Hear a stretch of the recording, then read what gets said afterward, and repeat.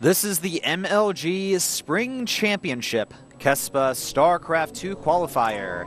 This is Group C, the finals, set 2 between Jangbi and Deer, with our Samsung Con player leading up 1-0. This game will of course be casted by me, Whiplash, and my co-caster Supernova Maniac.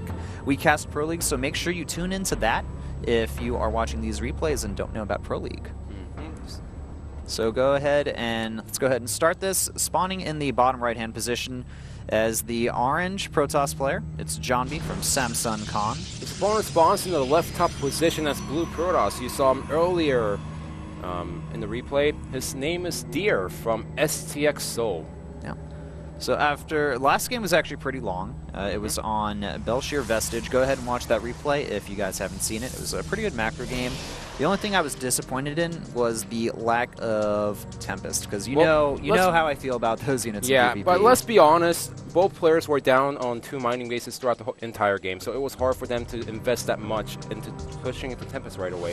If they made it work, then yes, they were going to win the game. But the problem is, if the opponent scouts it, they could go for a nice timing attack before the Tempest can come out. So it was a really risky move for both of the players. That's the reason why they did not invest anything into Tempest throughout the whole game. Alright, so it looks like Jangbi was just scouting around his main base for a few proxies here. And he may go ahead and just scout his opponent out, or just look at the natural for a proxy. And no proxies to see here. Nothing to see here. You can go about your business. Move along. Move along. And going to scout his opponent right away. Yeah. Just making sure that his opponent is not going to try to cheese him early in the game, and really nice solid play by Jangbi. Usually if you're up 1-0, you try to play either greedy as possible or cheesy as possible. So Deer known for his overall solid play though. We'll have to see if he continues with that trend or if he tries to switch it up a bit. This probe positioning, I don't think it's going to be a scout. Yeah, this probe is acting mighty suspicious here. And the third base becoming a little bit more of a popular proxy location on this map. He's got a lot of gas banked up, so it looks like we will see Jangbi go for a proxy over here. Yeah, most likely it's going to be a Stargate over here, since he's going to hide the probe near his opponent's main base. Now, if this attack works out great with the Oracle first coming out and killing a lot of probes, great. Jangbi's going to have a lot of advantage going into this game. However, if Deer defends against the Oracle as well, then Jangbi is going to be far behind. Yeah. Alright, we got warp gates on the way for both players. We have a sentry opening from Deer. Also getting the second gateway, so he's most likely going to be grabbing an expansion pretty soon here. Yes, and it's so popular on this map. A lot of players try to go for the early expansion, and it's not that hard to defend against early timing pushes, but this is a proxy attack from Jangbi, and Deer needs to know that it's coming his way. Alright, so second time around, we have a Stargate, but this time from Jangbi, not Deer. And we're going to have to see. He could go for the 3-gate Stargate timing attack. We've seen Jangbi do that before, and it's proven to be very hard to deal with, especially if you go for that early expand opening. Yeah, well, I'm pretty sure Deer's counted the number of pylons inside the main base. That's the reason why he's scouting around his natural, and he is going to find the Stargate. Stargate scouted by Deer. This is going to give him a nice little edge over his opponent, because he can completely prepare for whatever unit may pop in here. And we have an Oracle on the way being chrono boosted by Jangbi, but I mean, Deer, he's just going to get out more Stalkers. He's getting a Stargate of his own, interestingly enough, here. Yeah, this is a nice opening, just to trying to gain an trying to gain the Phoenix lead against his opponent. But it's really crucial for Deer to just calculate and see if he can actually take out the pylon before the Oracle is out or not. Smartly, since he couldn't calculate well, all he's going to do is use the Mothership Core and just abuse the fact that he's going to have the Stalkers inside the main base to defend against the Oracle. And also, the Mothership Core will eventually take out the the pylon that's powering the Stargate. Yeah, so this is actually going to put Deer in a pretty solid lead over his opponent. The Oracle will, or should scout the Stargate over here. Going to move in here, going to, I guess, suicide at this point, try to pick off as many workers as possible. Gets up to 3, I believe. And, yep, 3 total. And now we have the Stargate advantage. Oh, nice pickup on the Mothership Core. Oh, nice. Yeah, so we have Deer making Phoenixes behind us, and Jangbi, I like this play. He's going for Twilight Council right behind us to counter the Phoenix play from his opponent. Yep, there's still going to be a pretty large timing window, though, where Deer can do a lot of damage to his opponent. So it's really crucial for Jangbi to just delay his expansion and try to chrono boost out the Blink as soon as possible. But it's also crucial to leave at least one Stalker under the Mothership Core, because I think that's the Phoenix that caught the Mothership Core out of position right now in the middle of the map. It's running away, though. It doesn't care about that Mothership Core. It just wants to go to his opponent's base and scout as fast as possible to see what's going on here. Jangbi is going to go ahead and get the blink. All right, it was just a hallucinating Phoenix, so no harm, no foul. Okay, there we go.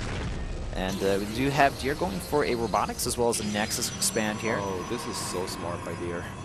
He made a Stargate earlier in the game thinking that, okay, I can make a lot of Phoenix go for the counterattack, win the game. So Jangbi, stay inside your main base, get the blink out, and do not expand until you get the blink out. But because Deer knows that Jangbi is not going to expand anytime soon, he's taking a greedier expansion behind this.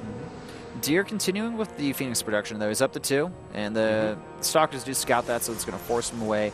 These Phoenix, the investment so far, it's just kind of like a passive threat against Jangbi, and it looks like the Samsung Com player wants to take an expansion here, but the Phoenix, too bad they're not there. Slightly out of position, but they did buy enough time to get Deer's own Nexus down at the natural. I also want to point out that Deer has not been making probes for a little bit here now. Same with Jangbi, but it's peculiar. I want to see if Deer just doesn't build a lot of probes for a while and just continues to make units here, because he could go for a bust. Yes, he could definitely go for a bust, especially knowing that his opponent only has Gateway Army. Okay, he's making probes afterwards. So I guess the mindset was, I don't want to overmake probes right now and tie up the supply into probes and just force myself to make more pylons. I'm just going to wait until the natural Nexus finishes and then start chrono boosting out probes once again. All right, so looks like we have Blink completed for Jangbi. Deer, on the other hand, continuing with the Immortal production. He's got his expansion online now, and he is building a few additional probes and putting on 2 more gateways. Going to go up to 4 total here. Want to keep a close eye on his base here and see if he tries to go for one of those razor sharp timings. Jangbi going to opt to be very aggressive here. He's got the forward pylon and a lot of Blink Stalkers as well. And, that's not much army from Deer right now. Deer needs to put down the Mothership Cannon immediately here, and this is actually a really bad position for Deer to be in. He may actually just end up losing this game. Yeah, but look at this. So Immortal is actually just focus firing on some of the Stalkers over there, and it's going to force Jangbi away. And Deer, this time around, he needs to make sure he fights next to the Nexus. He cannot move down the ramp anymore. And Jangbi with the forward blink variant being very aggressive here. The Immortal will end up falling. A lot of the Stalkers got to be low on health right now, but still, the advantage does go to the Samsung Com player. It's going to be very hard for Deer to continue to hold on to this. Yeah, but Jangbi also needs to make sure he doesn't overcommit over here, because that's a lot of Immortals streaming through right now from Deer's side. Yeah, I'd actually, if he went for... Oh, really nice Phoenix harassment inside the main base. Does force the Nexus Cannon to go down in the main base. Yeah. Nice job there from Deer, keeping his multitasking up to par. And the Stalker's looking forward here. I'm not too sure if this is great, because he does pick up 1 Immortal, but all the Stalkers have been taken out because of that. Yeah, so the advantage that Jangbi had now pretty much nullified. Actually, the supply is 38 to 72 here. This is ridiculous, and Deer now going to be able, using his superior reinforcements and the amount of gateways he has, he may just go for a counterattack. Can we actually see the workers' kill count? Because I think those Phoenixes did a lot of damage inside the main base. There shouldn't be that much supply lead unless Deer took out so many probes inside the main base for the Phoenixes. Yeah, he definitely must have here. And because he has better firepower, with the Phoenixes powering behind this and no energy on the Nexus Cannon, he's going to try to charge forward to the attack. Okay, never mind. He does have power for 1 Nexus Cannon, but that's going to be it. Once the Nexus Cannon goes out, then Deer's just going to push forward and try to win the game. Yeah, he's just continuing to reinforce with a lot of units right now. And he's got a great economy behind this as well.